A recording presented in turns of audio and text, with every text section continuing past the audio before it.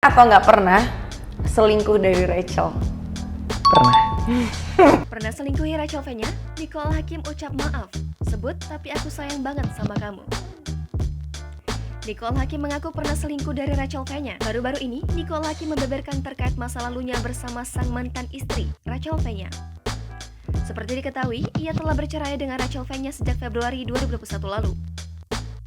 Meski sudah setahun berlalu, hingga sekarang belum terkuak alasan keduanya memutuskan untuk bercerai.